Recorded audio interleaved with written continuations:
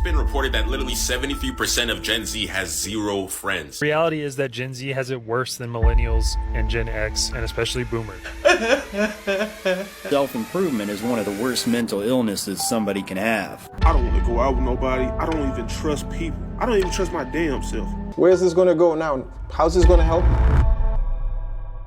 This generation is seriously lonely. The main thing about what's been happening is that this generation has had a huge issue when it comes to making connections with people outside of your phone or your iPad, and a fact of other reasons that we're going to go into in today's session. Gen Z has a loneliness problem, and we need to talk about it. And I know a lot of people watching this are immediately going to be like, well, my generation has a loneliness problem too. It's not just Gen Z. But the reality is that Gen Z has it worse than millennials and Gen X, and especially boomers. It's just literally true when you look at the numbers. 41% of Gen Z says they struggle with mental health versus 36% of millennials, and then only 21% of adults aged 45 and over. This is a trend that is just getting worse with each subsequent generation, and it has me very worried about Gen Alpha. There's a crisis unfolding among teachers right now where many teachers are just giving up and quitting because Gen Alpha, also known as iPad kids, are poorly behaved and impossible to teach. And I just want to make this clear, this is not Gen Z or Gen Alpha or the teacher's fault. For Gen Z especially, and also many millennials, the dream of owning a home is getting further and further away or looking completely impossible. So if Gen Z can't hope to own a home, how are they supposed to hope to start a family, which would make them less lonely? And there's so many reasons that Generation Alpha and Gen Z are lonelier than previous generations, but a major one is that we've basically eliminated third places in the United States. We've been deliberately designing our world so that people spend more time alone in their cars than in places like this. But more importantly, the decisions that we're making are literally eroding the hope for a better future for Gen Z and especially upcoming Gen Alpha. Gen Z is smart. They're aware of what's going on.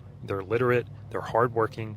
But we need to stop and give them a better reason to look forward to the future. Now, the other thing about this generation we're seeing is also digital overload. Gen Z is the first generation to grow up entirely in the digital age, heavily reliant on smartphones, iPads, social media. While those tools are essentially good to foster connections with people, it often replaces like face-to-face interactions, and you're not able to make any meaningful connection with someone. Excessive uses of this type of engagement tends to disconnect you from other people, and you start making this like a norm. Another thing is that, social media has brought a lot of comparison, trying to compare your life with someone else that you think is doing a lot better than you are. The constant exposure to highlight reels may lead to perception that everyone else is happier or more connected than they actually are, which can exacerbate feelings of inadequacy and loneliness. In today's world, probably the biggest epidemic is what's known as silent loneliness. It's been reported that literally 73% of Gen Z has zero friends. Today, most people more now than ever are lacking actual deep connections.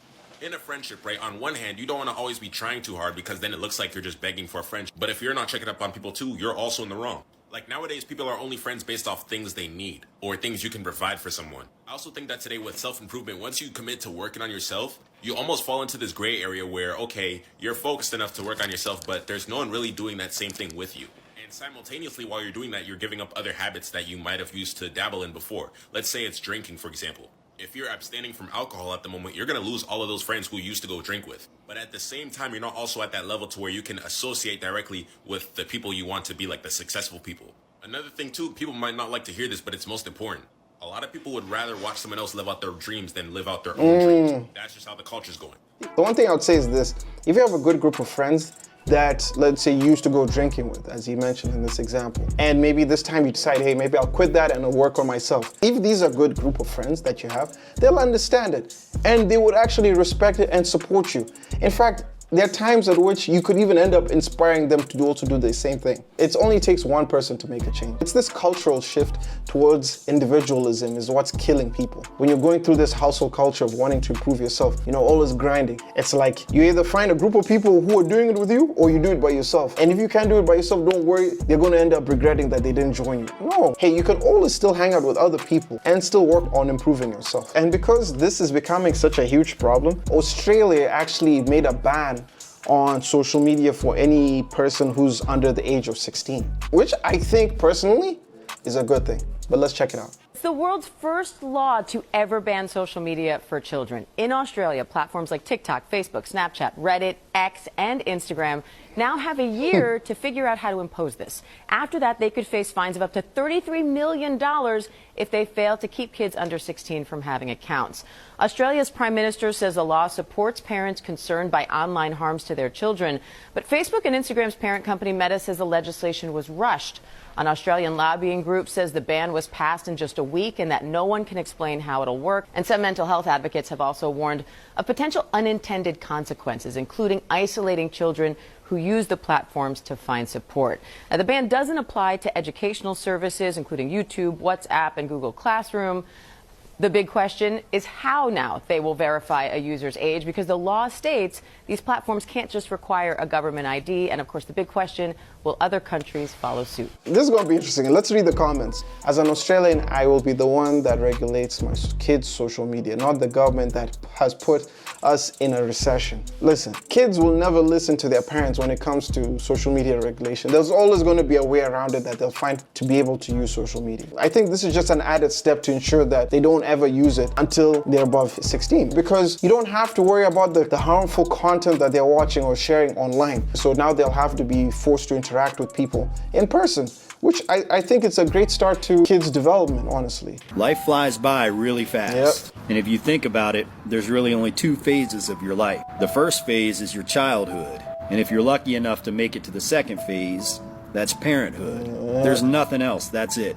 And there's a major problem that most people in, the most developed countries, the United States and other countries that are similar to the United States face, and that is they have access to unlimited pleasure, and they also have access to unlimited self-improvement. Oh, yeah. Now, a lot of you might not think self-improvement's a bad thing, because in some cases it can be a good thing. But self-improvement is one of the worst mental illnesses somebody can have. Never feeling like you're ready to get married. Never feeling like you're attractive enough to approach a woman. Never feeling like you've quite accomplished enough to graduate to that next stage in your life.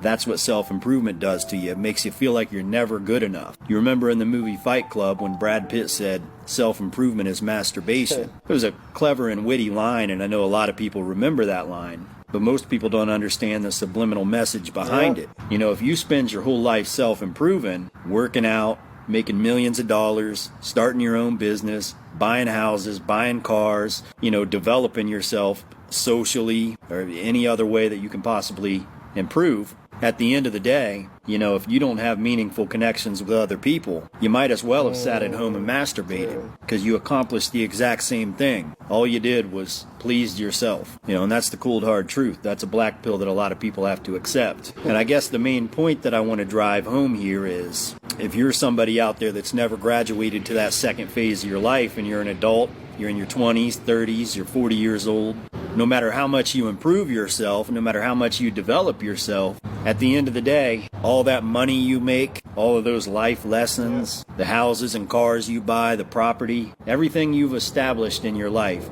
it all just disappears. It vanishes. It evaporates into the universe when you die. And to be honest with you, I think the red pill kind of content is what causes, especially men, to slump right into that type of hole. Think about it, because the red pill is all about like, your girlfriend's gonna cheat on you. You need to make more money than the next guy. If you don't have X, Y, Z, the big car, the flashy house, the jewelry, then you're clearly behind in life. And honestly, if you want to go and do self-improvement and go that route, by all means you can. But you also have to be able to be aware that these are some of the things that come with it. Especially if you wish to ostracize your friends, stay away from family and everyone else around you, and you want to be by yourself, then it's going to be super lonely. I don't know if it was that saying, like, if you want to get something done, you do it yourself, but if... Close. The saying is, if you want to go fast, go alone. If you want to go far, go together. Not everyone has to come on the boat, but the people who you feel like have good qualities and appreciate who you are and support you, and also some of your friends who seem to also want to work towards not the same goal, but similar aspirations of also improving themselves in life, then you go together. Like, not everyone has to be doing the exact same thing for me to be like, okay, that's my friend. I don't have no friends, bro. I don't have none. When I say, bro, I don't want to kick it with nobody, I don't want to go out with nobody, I don't even trust people. I don't even trust my damn self. From the span of 2020 to 2023, the amount of people I used to hang out with, I don't hang out with no more. Understand what I'm finna tell y'all. When you learn how to be by yourself, it's the most relaxing shit ever. You don't have to worry about people talking about you. You don't have to worry about people being there needing you all the time, snaking you out, doing all of that.